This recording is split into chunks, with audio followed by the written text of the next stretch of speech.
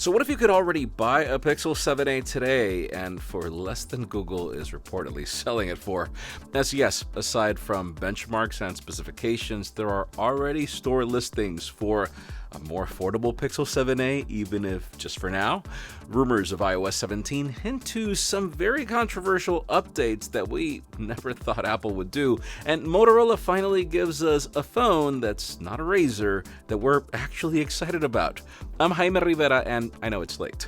Too many crazy meetings kind of make it hard to make a video every day, but here we are. This is Pocket Now Daily.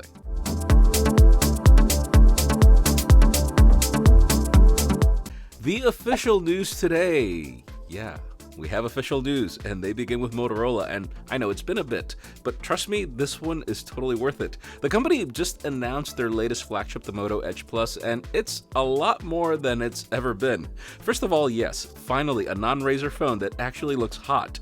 It's powered by the Snapdragon 8 Gen 2, paired with 8 gigs of RAM, and it starts at half a terabyte of storage, and I believe that's the only config. It has a 6.67-inch AMOLED with an adaptable 165Hz refresh rate that makes it better than pretty much any other flagship right now. And then there's the fact that it has a massive 5100 mAh battery, which is a significant improvement over its predecessor.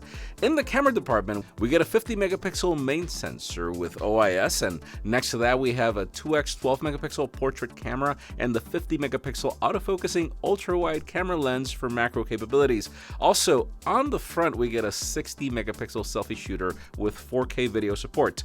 Yes, thank you. Now, maybe the biggest highlight is that it actually feels slimmer than it looks, and this finish in black looks pretty elegant. Last but not least, there's the price. You can get the entire package for $800 on May 25th. I know. Welcome back, Motorola. It has been a while. Now let's talk about nothing, since we have the first teaser of the phone 2.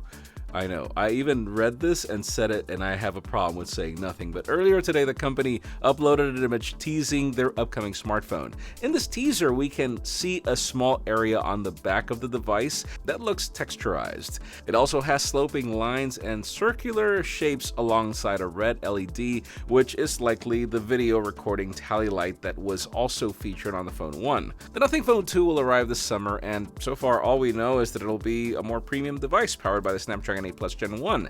Now, from these images, there's really nothing, quote-unquote, else we can divulge. But we'll surely get more information from nothing in the coming months leading up to the Phone 2 launch. It will be pretty interesting to see what Carl Pei can do, because he claimed a few months ago that the company now has more resources and access to more premium parts. So yeah, we'll keep you posted and see what we get. And yeah, I struggle with the name of this company. Now moving on, let's talk about Apple and iOS 17, which should be announced next month at WWDC.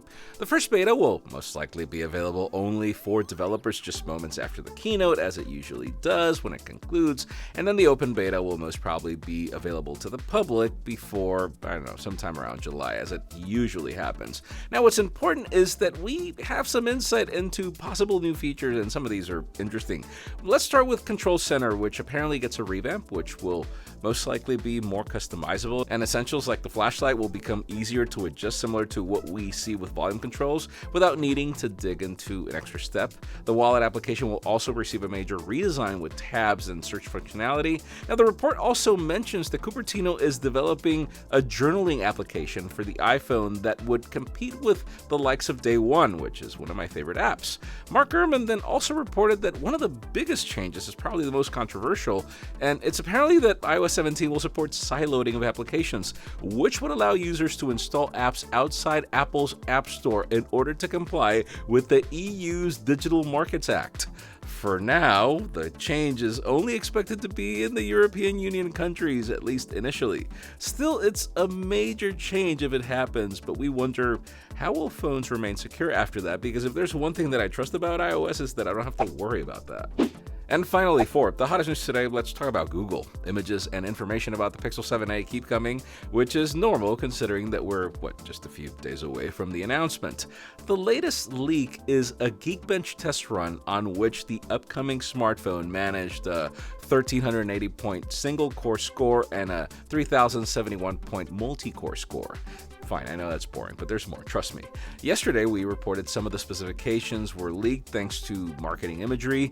However, the report didn't really mention information about the phone's RAM, and yeah, we also got information from the Geekbench test scores that report 8 gigs of RAM, which is actually great for a phone at this price range. And then sure, we also have more real-life photos of the phone that were posted on eBay listings, and yes, I know we've seen this before, so the fact that the Pixel 7a shows up on eBay isn't telling us anything new, but what's interesting is the number of units that are already on sale, which is not just impressive, but then when you look at the price tags that are being offered here, that's where things get really odd, as well, we get to see some of these units starting at what, $380, where we have heard that the phone is going to be costing around $500.